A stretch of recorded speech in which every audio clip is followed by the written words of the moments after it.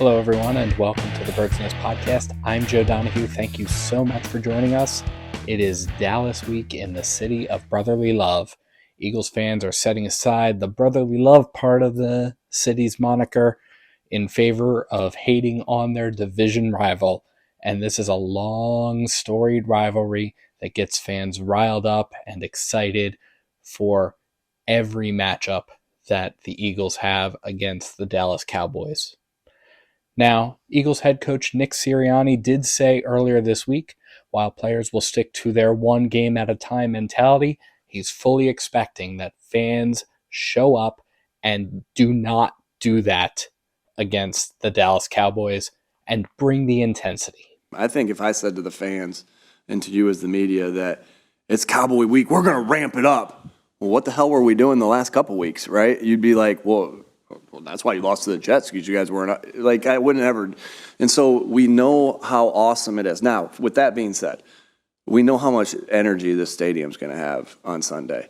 And every bit counts. Every little bit counts. That's why I find myself, after every away game that's essentially a home game, I try to thank the fans because they've been awesome, right? And so it's the same thing here. This energy that I want it to be played up in that sense, but for us to do anything different would mean I'm not doing my job for the first 8 weeks of the season, right?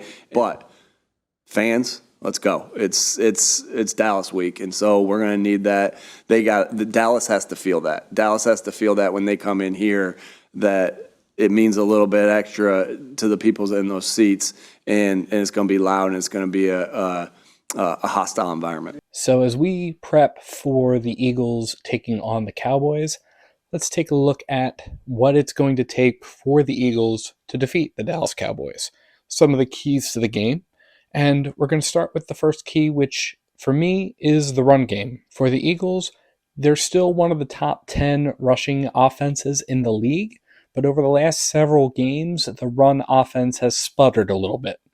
During the first 5 weeks, the Eagles were regularly putting up more than 100 rushing yards, except in the season opener against the Patriots, where they put up 99. Then, over the course of the last several weeks, teams have been shutting down the Eagles' run offense. The Eagles put up 80 rushing yards against the Jets, 99 against the Dolphins, and 59 against the Commanders last week.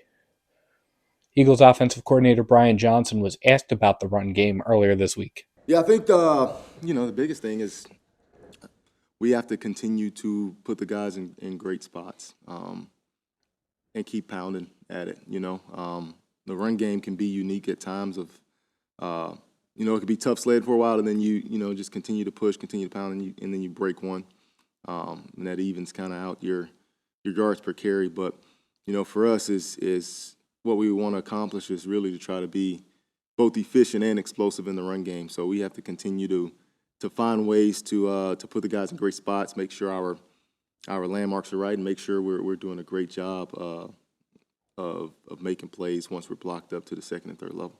Now, one important factor is Cam Jurgens, who has been on injured reserve for the last several weeks. The Eagles may have him back on Sunday. He is eligible to return. The Eagles did open the 21-day practice window for him, and Jurgens was limited in practice on Wednesday and Thursday. Jurgens has a 64.3 run block grade from PFF and is ranked 27th out of 80 by that organization. His replacement, Sua Opeta, has been serviceable, but is no Cam Jurgens. He has a run block grade of 47.4 from PFF, and he's ranked 63rd out of 80. Brian Johnson talked about the rehab process with Jurgens earlier this week. Well, he's worked extremely hard in his rehab process. You see him in the training room and in the weight room working, and I know he's really, really eager to return. And he was playing at a really good level for us before he got hurt. So excited to see him make that progress. Hopefully we'll see where it goes from there. But he's a really, really good player, and we'll be happy to have him back. Now, the Dallas Cowboys are 18th in the league in terms of average rushing yards per game. They have 108.9 rushing yards on average allowed. So the team can definitely be run on. And With the way that the Eagles' offense is structured, the run game does a really good job of setting up the passing game, which is, as I've alluded in other games, fairly unique when it comes to the NFL today. The rest of the NFL tends to use a little bit more of a short passing game to set up the deep passing game. So the Eagles using a run game to set up a passing game, kind of important and kind of unique when it comes to how they game plan for a particular week and how the opposing defenses have to game plan to prepare for it. That having been said, the Eagles need to make sure that they are able to run on the Dallas Cowboys defense. They have to. Otherwise, their offense simply won't work quite as well. The second key to the game is going to be the red zone, and this is an area the Eagles have been struggling in, admittedly. It was the high red zone, according to Nick Sirianni and Brian Johnson earlier this season, the 11 to 20 yard range within the red zone, and it's been happening more on first and second down. So, season long, the Eagles are at a 51.52% conversion rate in the red zone, according to NFL statistics, but it's been better over the course of the last several weeks. The Eagles have been better than 60% in the red zone in all of their most recent 3 games. But there's still room for improvement there, and we know that because of the Commanders game. The Eagles left points on the board due to turnovers deep in the red zone, and one was due to a fumble on the brotherly shove. Brian Johnson indicated that was kind of a details problem. Same thing with Jalen Hurts immediately following the game. The second was a fumble by Kenny Gainwell, and Nick Sirianni was asked earlier this week about Kenny Gainwell being the number 2 back and especially being relied upon in the red zone. Yeah, he's the number 2 because I think I was asked about this too, and I said there's things that you don't see that were obviously in practice. He's our number 2 because we believe it right now. He's the second best running back on our team. That's based off games, that's based off past games, that's based off practice, that's based off the whole body of work, not just, and I obviously understand where that question is coming from. But I didn't get this question last week when he ran over 2 guys in the Miami game and got into the end zone because we were all singing his praises, and also the same thing in the playoffs last year when he gave us some very valuable carries. If I were to just say, okay, Kenny fumbled the ball in the red zone, that's it. He's going to number 3, then that wouldn't be consistent of what we do with anything. I don't. And Jalen throws an interception, he doesn't come out. And Brian or myself call a call that results in a turnover. I don't turn the play call duties over to Kevin. This happens over and over and over. There's mistakes that happen. If AJ drops a ball, we don't say to him, I don't know if he's dropped one in a couple weeks, but we don't say to him, we ain't throwing it to him anymore. And so that's the same philosophy here. And Kenny's our number 2 back because he's our number 2 back because of his body of work. Now, believe it or not, the Cowboys are actually worse in the red zone. They have a season average of 40.74% of conversions in the red zone. That's 29th in the league. So the Eagles are in a good position to be better at capitalizing on red zone appearances and turning red zone appearances into touchdowns. The Eagles have to be able to do that. They can't be sending Jake Elliott out to kick field goals in the red zone. That's definitely a disappointment. And the Cowboys, being who they are going to be a team that's going to make the Eagles pay, or at least try to. It's really important that the Eagles turn their red zone appearances into touchdowns and really kind of stick it to a Dallas Cowboys team that hasn't really proved anything yet. The third key to the game is going to be turnovers. Now, the Dallas Cowboys defense has the highest interception rate in the league. They are at 4.46%. That's 4.46% of pass attempts by opponents have been intercepted by the Cowboys. Now, Jalen Hurts only has 2 games where he was pick-free. Both of them were against the Commanders. Hopefully he remains pick-free in the division, but the Eagles are tied right now for 5th worst in the league for interceptions at 8 interceptions thrown this season. So it's going to be necessary for them to make sure that they're improving on that and that Jalen Hurts is making good decisions and the receivers are running the right routes and not letting defenders get a good read on what route they're running and get a good jump on them. Now, Reed Blankenship did have an interception in the Commanders game that was a huge difference maker in terms of the Eagles coming away with the victory. But Cowboys quarterback Dak Prescott has thrown 5 picks this season, so he's a little bit more stable in the pocket and in the passing game than Sam Howell was. The Cowboys are +6 in the turnover differential, which means that they have 6 more takeaways than they do giveaways so far this season. The Eagles are -3 in the turnover differential this season by comparison, so they have 3 more turnovers than they do takeaways. So division games can be really crazy. They can be all kinds of what is going on, but one surefire way to lose the game is the Eagles don't hold on to the football, which they need to do. The fourth key to the game, quarterback pressure. The Eagles are 15th in the league in sacks per pass attempt at 6.37%. Much of this is due to a mobile quarterback being tackled behind the line of scrimmage.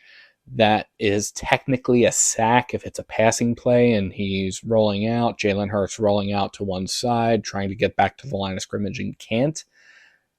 But some of this is the need to maintain control of the pocket. Fortunately, the Eagles have a top-tier offensive line, which should be enhanced by Cam Jurgens if he comes back to play on Sunday. And this offensive line should allow Hurts to be able to do his thing. The Eagles' defense has been relatively shut out of the pocket so far. They have a 7.86% sack per pass attempt. That is 17th in the league. So they're kind of a mid defense in terms of the sack game. They're certainly not a strong presence in getting sacks. They need to be better at doing that. The Cowboys, still a mid-level defense in the sack game as well, but they are a little bit better. They are 8.91% sacks per pass attempt. And one wrinkle in the sack game might be Micah Parsons. Micah Parsons does have 6 sacks on the season. He has 14 quarterback hits. So he's a really strong player in the shallow defensive backfield trying to get some extra pressure on the quarterback. And it will probably take a little bit to try to game plan for him. Now, the Dallas Cowboys are actually 20th in the league in terms of sacks per pass attempt. They have allowed sacks on 7.86% of their pass attempts. So they are actually in a little bit worse shape, and that should give the Eagles an opportunity to be able to penetrate into the offensive backfield and at least get some pressure on Dak Prescott, if not getting him fully knocked out in terms of sacks, in terms of getting quarterback hits, creating that disruption that throws Dak off of his rhythm. We'll see how things play out on Sunday, but it's really going to be very important for the Eagles to be able to get that kind of pressure on Dak, keep him a little bit unsettled, and if you're the Eagles offense, if you're the Eagles offensive line, if you're any of the blockers, trying to keep Jalen Hurts sack-free and relatively easeful when he's in the pocket, or even if he has to run a little bit, making sure that he's got opportunities to do that. The last key to the game is mid-game adjustments, and this is something I've actually noticed about Sean Desai, and one of the things that I really like about him is his ability to make mid-game adjustments that he needs to. Sean Desai was certainly able to do that in the Rams game. He definitely did that in the Dolphins and the Commanders game in a special way over the course of the last couple of weeks. In the Commanders game last week, Desai was able to put the defense in a position where they were able to overcome a very lackluster first half performance to be able to come back and really hold the Commanders down and be able to get things like takeaways and sacks later on in the game. Desai's adjustments certainly have mostly been at halftime, but he also has the propensity to make a sudden change during the game. And Desai was asked about that this week. Yeah, I think I attribute to our guys and their mentality. The coaches and players. We talk about that a lot. It's a kind of mindset that we want to take the field in, and we're trying to defend every blade of grass that we get a chance to defend. And And our guys have really taken ownership of that, and they've done a great job, I think, in sunshine situations. The Dallas Cowboys being a part of the NFC East, this being a divisional game, a lot of divisional games are won and lost by what you learn about the other team and by how you adjust to what the other team is throwing at you. That's always a challenge for any team, but especially for divisional games where the teams face off twice a year, every year. You learn a lot about a team when you face off against them so frequently. And I do think that it's poignant that the Eagles debuted the fake brotherly shove last week against the Commanders, another divisional game. So if the offense is throwing something that works for them and is not something that the defense has an immediate response for, the defense needs to adjust its game plan for it during the game. If CD Lamb is running all over you in the passing game, you might have to adjust whatever matchup he's got. If the defense is killing an element of the offensive game, like if Micah Parsons is applying all kinds of pressure to Jalen Hurts, you've got to be able to make the mid-game adjustment to be able to put another blocker on his side. The team needs to be kind of like the Borg from Star Trek, where they were able to assimilate information and be able to adapt to rule out the opportunity for phasers or other things that the Star Trek team was using to attack the Borg. The Eagles need to be the same way when it comes to the Dallas Cowboys. They need to adapt to the weapons that the Cowboys are using in order to be able to come away with the victory. So those are my keys to the game. Those are going to be what I'm looking for over the course of this upcoming game to see how things are going. Obviously, this is going to be the first of two matchups that the Cowboys have. And again, Dallas week in Philadelphia, all kinds of intensity, and I am expecting fans to bring that intensity and be a real true 12th man, which should have a huge impact in the game as well. And it's kind of an unwritten sixth key to the game here for this episode. As always, let me know what you think in the comments below. What are you looking forward to in this game? What do you think the Eagles need to do to beat the Dallas Cowboys for the first time this season? Let me know. And thank you so much for tuning in to the Birds Nest Podcast. You can support the Birds Nest Podcast by liking and subscribing to Birds Nest Media right here on YouTube and by sharing to your social media pages. You can also find us on SoundCloud, iTunes, Google Play Music, Amazon Podcasts, and Spotify. Please visit birdsnestmedia.com for additional Eagles coverage. And if you're so inclined to support us in a different way, you can find the link to our Patreon either in the description below or at birdsnestmedia.com. Thank you so much for tuning in, and let's go Eagles.